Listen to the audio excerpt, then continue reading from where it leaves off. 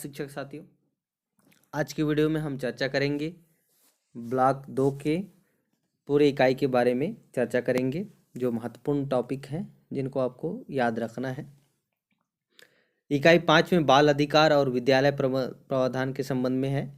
तो बाल अधिकार और विद्यालय से संबंधित जैसे आज के क्वेश्चन में भी आया था बाल अधिकार के बारे में, तो यहाँ पर देखिए शिक्षा के अधिकार के मुख्य उद्देश्यों की व्याख्या कीजिए। आरटी 2009 के जो मुख्य उद्देश्य हैं ये तो सब जानते हैं। तो सार जो बात है उनको मैं बता रहा हूँ। 6 से 14 वर्ष तक निःशुल्क शिक्षा, 14 वर्ष की आयु तक के बालकों किसी प्रकार के जोखिम वाले रोजगार, आजीविका सुरक्षा का अधिकार अनुच्छेद 24। फिर दुरुपयोग होने से तथा आर्थिक आवश्यकताओं के दबाव में उनकी आयु या सामर्थ्य के अनुपयुक्त व्यवसाय में प्रवेश से सुरक्षा का अधिकार। फिर स्वस्थ तरीके से विकसित होने हेतु समान अवसरों एवं सुविधाओं का स्वतंत्रता की परिस्थितियों में और प्रतिष्ठा और बचपन की प्रत्याभूति सुरक्षा, शोषण के विरुद्ध युवा एवं नैतिकता के विरुद्ध सामग्रियों के परित्याग का अधिकार। फिर आपका आता है इसमें नेक्स्ट जो टॉपिक है, ऐसे कौन से विद्यालय साधन है जो बच्चों को स्वरूप वातावरण प्रदान करने में सहायता करते हैं। विद्यालय वह स्थान है जिसे एक समूह में शिक्षण और अधिगम के लिए नियुक्त किया गया है। इस क्रियाकलाप में संलग्न लोग शिक्षक, विद्यालय कर्मचारी वर्ग तथा विद्यार्थी होते हैं। विद्यार्थी शिक्षक की देखरेख में अधिगम करते हैं।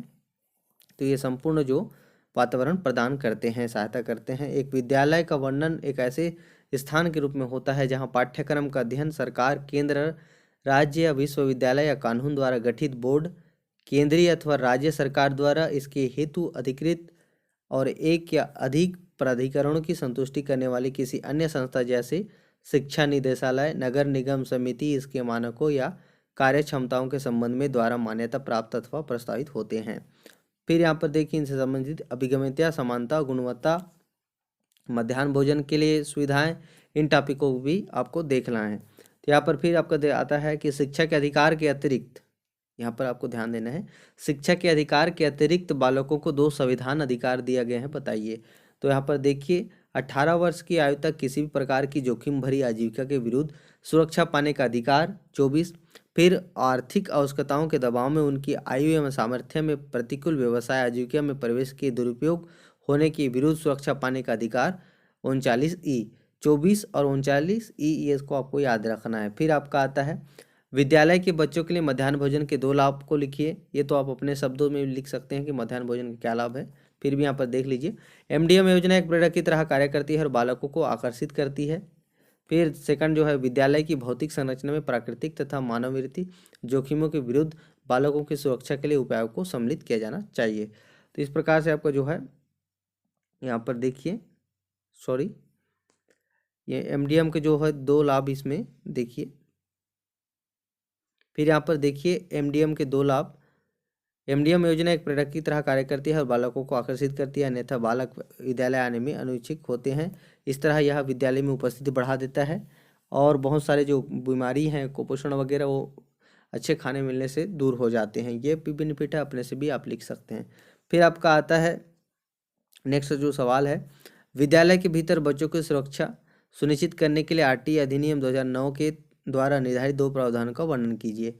सुरक्षा के लिए आप क्या करेंगे RT के तहत, तो अजनबियों तथा आपराधिक तत्वों, चरवाहे पशुओं तथा अन्य विघ्नों से सुरक्षा के लिए विद्यालय की 4 दीवारी होना या कटीली बाड़ लगी होना आवश्यक है, यानी कि बाड़ा होना बहुत ही जरूरी है। फिर भूकंपों से होने वाले नुकसानों से सुरक्षा के लिए विद्यालय भवन भूकंपरोधी होना चाहिए। फिर आपका जो आता है इकाई 6 अध्यापक और विद्यालय के संबंध में है। आपकी इकाई 6 प्राथमिक शिक्षा में गुणवत्ता सुधार के लिए SMC से संबंध होता है, शिक्षकों से नहीं। तो देखिए SMC समुदाय जो आप विद्यालय में गठित करते हैं, समुदाय और शिक्षक के बीच एक सहजीवी संबंध स्थापित होता है। SSA तथा RTA ने SMC के निर्माण के द्वारा विद्यालय में समुदाय की भूमिका को बढ़ावा दिए जाने पर बल दिया गया है। विद्यालय विकास योजना का क्रियान्वयन SMC द्वारा होगा और एक शिक्षक को विद्यालय की विकास और अपने व्यावसायिक विकास के लिए समुदाय से घनिष्ठ संबंध बनाकर कार्य करना होगा। फिर आपका आता है समुदाय और विद्यालय के संदर्भ में शिक्षक की 5 भूमिकाओं की सूची बनाइए। ठीक है, तो यहाँ पर देखिए शिक्षक बहुत सारे भूमिका होती हैं। शिक्षक कक्षा प्रबंधक होते हैं, प्रशिक्षक होते हैं, नेता होते हैं, सामाजिक परिवर्तन के अभिकर्ता होते हैं, परामर्शदाता और ज्ञान के उत्पादक होते हैं। आपके उत्तर में ये अथवा अन्य भूमिकाएं जिन्हें इकाई में सूचीबद्ध किया गया है ये भी सम्मिलित हो सकते हैं। तो यहाँ पर देखिए आपके जो है मुख्यतः जो प्रबंधक, प्रशिक्षक, नेता, सामाजिक, ये सबको आपको लिखना है। फिर व्यावसायिक विकास से आप क्या समझते हैं? व्यावसायिक विकास मतलब बच्चों को सभी गुणों में आपको विकसित करना है ताकि जब बाहर निकले बेरोजगार ना रहें, ये सारी चीज़ है। इनमें से देखिए विशिष्टकृत कौशलों और प्रशिक्षण को शामिल किया जाता है और यह विषय वस्तु की केवल पुनरावृत्ति नहीं, विद्यार्थियों में प्रभावशाली अधिगम के लिए सावधानीपूर्वक योजना निर्माण और व्यवस्था करना शिक्षण में निहित होते हैं। इसमें नीतिगत नैतिक आचरण बिंदुओं को शामिल किया जाता है जो कि व्यवसाय की सफलता के लिए आवश्यक होते हैं। तो इस प्रकार से हम इन्हें व्यवसाय शिक्षा कहते हैं। फिर आपका आता है विद्यालय प्रणाली में इसके विकास हेतु सर्व शिक्षा अभियान का हस्तक्षेप किस प्रकार से होता है। ये आपकी इकाई 6 में सर्व शिक्षा अभियान का हस्तक्षेप विद्यालय विकास में किस प्रकार से है इसके बारे में बताया गया है। तो यहाँ पर देखिए राज्य द्वारा प्रत्येक आवासीय स्थल के 1 किलोमीटर के दायरे में एक प्राथमिक विद्यालय की स्थापना की जानी चाहिए। वे स्थान जहाँ एजीएस केंद्र चल रहे हैं उन्हें सफलतापूर्वक चलाने के लिए 2 वर्ष पश्चात उनका स्तर बढ़ा देना चाहिए। फिर आपका आता है प्रत्येक 2 प्राथमिक विद्यालय के लिए एक उच्च प्राथमिक विद्यालय होना चाहिए। फिर प्रत्येक प्राथमिक विद्यालय में कम से कम 2 शिक्षक इस प्रावधान के साथ होंगे कि प्रत्येक प्राथमिक विद्यालय में 2 कक्ष बरामदे के साथ हो। जहाँ तक संभव हो प्राथमिक एवं उच्च प्राथमिक विद्यालय में प्रत्येक शिक्षक के लिए एक कमरा होगा। विद्यालय संचालन के कार्य को सुविधाजनक बनाने के लिए उच्च प्राथमिक विद्यालय विभागों में मुख्याध्यापक के लिए एक कक्ष होगा। इस प्रकार से सर्व शिक्षा अभियान जो है इस पर हस्तक्षेप करते हैं विद्यालय विकास के लिए। किसी भी स्तर के शिक्षण अधिगम के लिए पाठ्यपुस्तकें मेरुदंड होती है।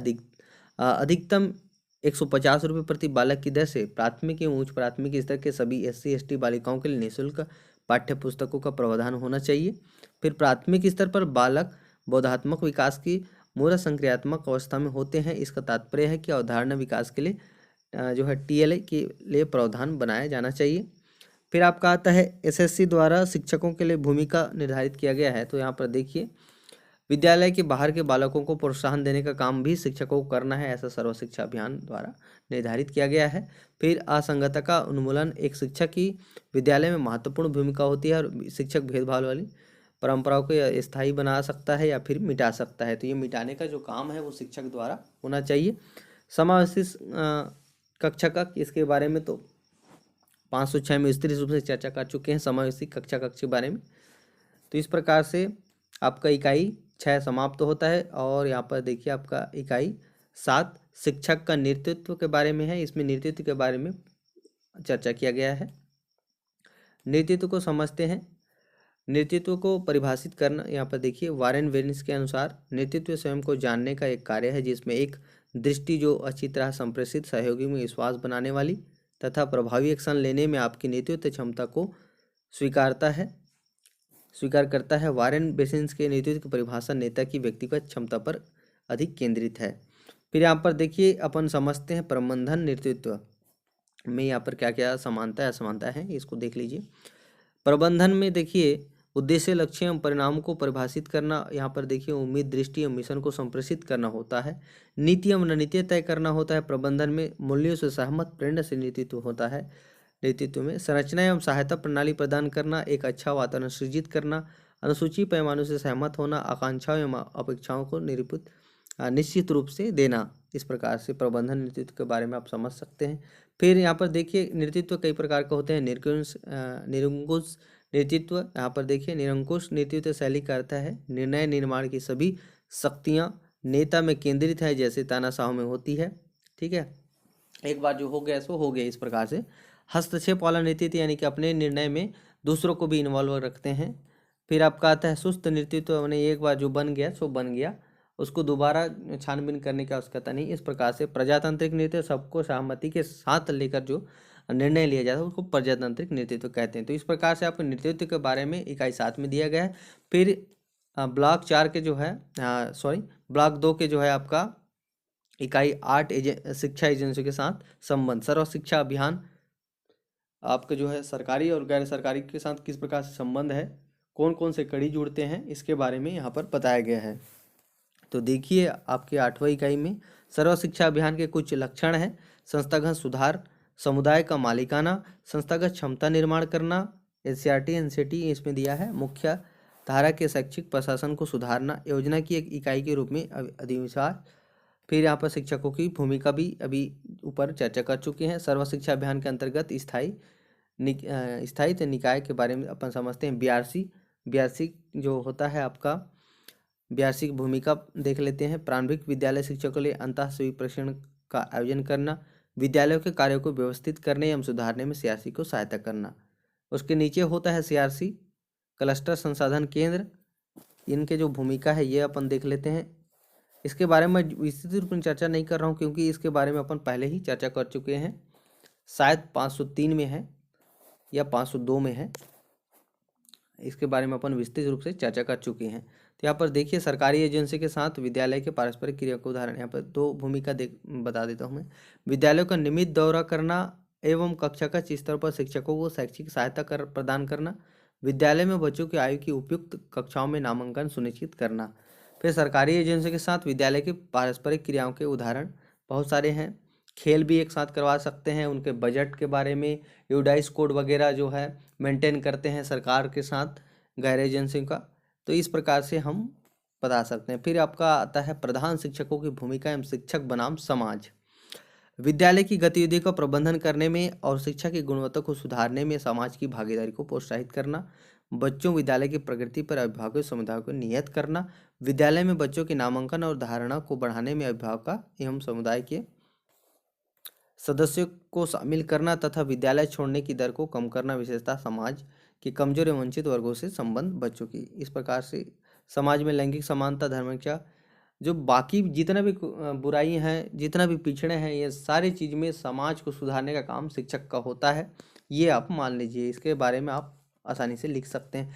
तो ये रहा आपका जो है 12 मिनट में आपका जो ब्लॉक 2 के पूरे इकाई कवर होते हैं। नेक्स्ट वीडियो के लिए हमारे चैनल के साथ बने रहिए। वीडियो को देखने के लिए बहुत बहुत धन्यवाद, शुक्रिया।